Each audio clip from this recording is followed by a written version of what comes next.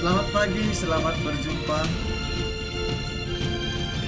Kita bertemu lagi dalam pelajaran agama Katolik kelas 8 dalam sakramen inisiasi. Sakramen inisiasi pertama adalah sakramen baptis. Nah, kali ini saya memakai atau menggunakan PowerPoint yang dihasilkan oleh kelompok dari kelas 8C. Kelompok 1 ada Aurelia Putri, Michael Adrian, Felicia, Velove, Martius, Jocelyn, dan Mario Tedoe. Oke, langsung kita lihat saja. Ya, ini di dalam kelas sudah dinyanyikan, dibuka dengan lagu dengan gembira, ya. Lagu ini dipilih karena gembira masuk bersatu dengan komunitas Kristiani, masuk ke dalam anggota gereja. Itu mengapa lagu ini dipilih.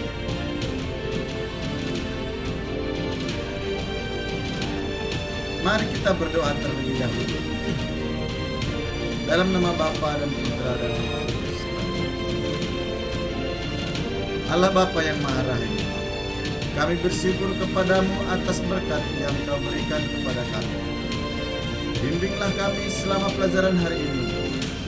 Bukakanlah hati dan pikiran kami agar kami dapat memahami materi sakramen baptis ini. Semoga kami dapat semakin mengenal dan dekat padamu. Semoga kami bisa memahami materi pembelajaran hari ini. Doa dan harapan ini kami aturkan kepadamu dengan pengantaran Kristus Tuhan dan pengantara kami, Santo Kristoforus, doakanlah kami. Dalam nama Bapa yang Putra dan Roh Kudus. Selamat berjumpa kembali. Saya Bapak Harkenes Tumandan, guru agama pendidikan agama Katolik dan guru di sekolah SMP Santo Kristoforus 2 Jakarta. Apa itu sakramen baptis? Sakramen baptis adalah sakramen pertama yang diterima sebelum menerima sakramen-sakramen lain. Dengan menerima sakramen baptis, orang menyatakan pertobatan dan kepercayaannya kepada Tuhan Yesus. Dengan itu, ia dilahirkan kembali sebagai anak Allah, menjadi murid Kristus, dan menjadi anggota gereja. Ya, jadi tepat sekali bahwa sakramen ini merupakan pintu gerbang untuk menerima sakramen-sakramen lainnya. Dengan sakramen baptis ini, manusia dibebaskan dari dosa, dilahirkan kembali sebagai anak Allah, dijadikan serupa dengan Kristus, dan digabungkan dengan gereja. Itulah berkat yang kita dapat, yang kita peroleh dari sakramen baptis.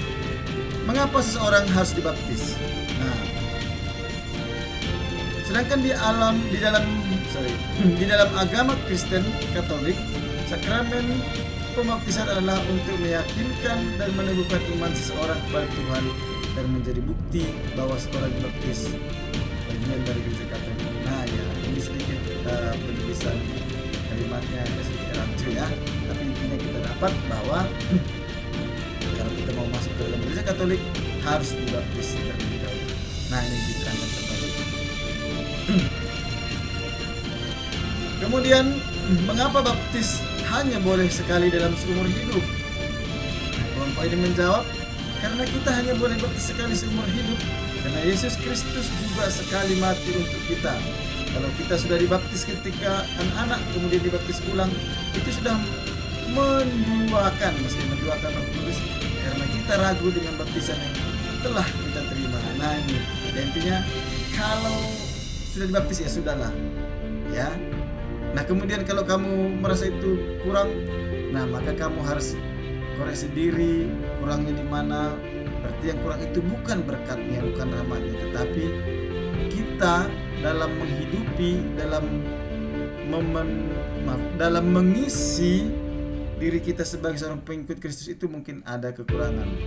Maka itulah gunanya ada berbagai macam cara untuk koreksi diri, ya, termasuk juga dalam sakramen pengakuan dosa supaya kita diperbaharui lagi.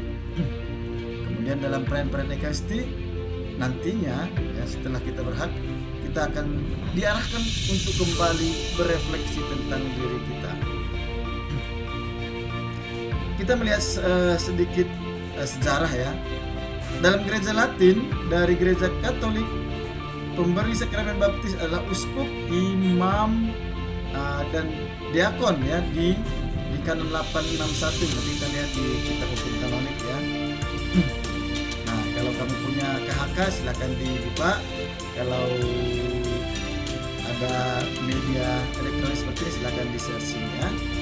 Dan dalam keadaan biasanya hanya imam paroki dari orang tersebut yang membaptis, ya, imam parokinya, atau seorang yang diwajibkan oleh imam paroki untuk melakukannya. Itu kanon 530. Nanti soal kebenarannya dicek, ya. Ya, tapi ini saya rasa sudah benar. Nah, ini ada penggunaan kata pendeta dengan imam. Ini seperti terjemahan, ya. Jika pendeta biasa sedang tidak ada atau tidak mampu, seorang katekis atau beberapa orang lainnya berhak untuk peran tersebut oleh ordiner lokal. Nah, ini kemarin sempat saya tanyakan kepada kelompok. Maksudnya lah imam, ya. Oke, kita lanjut. Nanti ke nomor-nomor kanannya bisa dilihat dan dipastikan, ya. Ini saya mau mencoba mempresentasikan apa yang dipresentasikan oleh kelompok 1 kelas 8C. Penerimaan baptis dapat dikategorikan dalam baptis dewasa, baptis bayi, anak, dan penerimaan dewasa dan baptis bayi, ya, atau baptis anak. Oke. Baptis dewasa adalah baptisan yang diberikan kepada orang yang sudah berusia genap 7 tahun dan yang sudah dapat menggunakan akal budi secara cukup. Umumnya baptis dewasa dilaksanakan bagi calon baptis atau katekumen yang telah menjalani hidup menggereja atau prakatekumenat selama 6 bulan dan menjalani pembelajaran katekese atau katekumenat. Nah, ini biasanya di sekolah kita, sekolah SMP Santo Kristoforus II, diberikan izin untuk menyelenggarakan atau memfasilitasi calon-calon baptis, ya, yang ikut dalam prakatekumenat dan katekumenat. Itu pastinya dari sekolah SMP Santo Kristoforus II. Ya, ini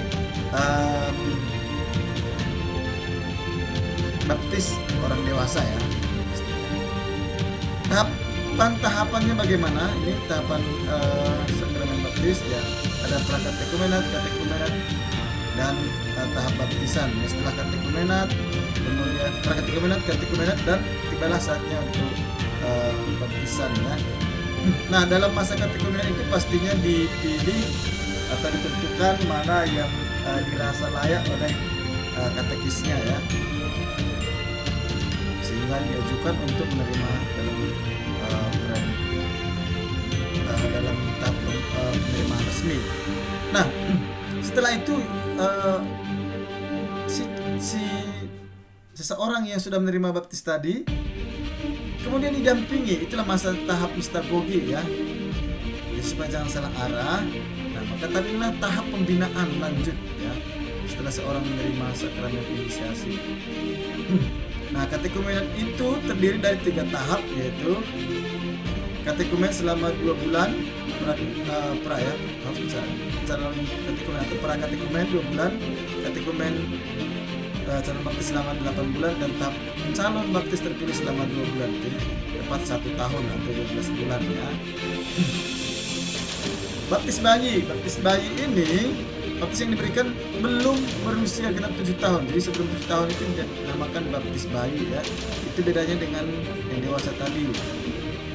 Jadi dalam hal ini orang tua juga dianjurkan untuk mengaku dosa sebelum perayaan pembaptisan anaknya. Jadi selain dari anak yang mengaku dosa, ya, kalau sudah bisa mengaku dosa, maka orang tua yang harus mengaku dosa, begitu, ya. bahasa saya kok di sini. Nah, ini contoh video pembaptisan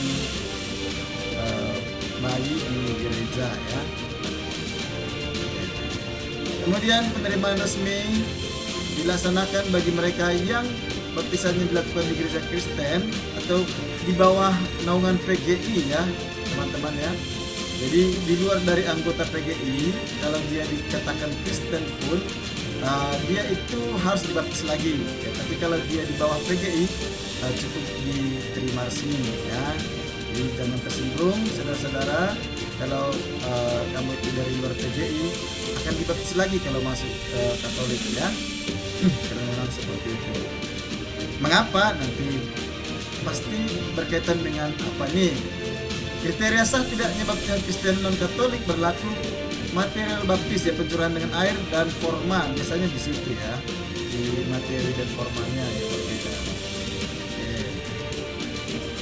Nah, tata caranya seperti ini ya, disingkat saja karena sebenarnya sakramen baptis ini kalau hanya satu pertemuan itu sangat kurang, maka nanti di part 2-nya akan kita bahas lagi tentang tahapan-tahapannya ya. Begitu pertemuan kita hari ini, kita cukupkan sampai di sini saja dulu. Nanti kan kita lanjut di video berikutnya. Demikian untuk kali ini pertemuan kita akan bahas isi dari sakramen ini pada video berikutnya. Sampai jumpa, kita tutup dengan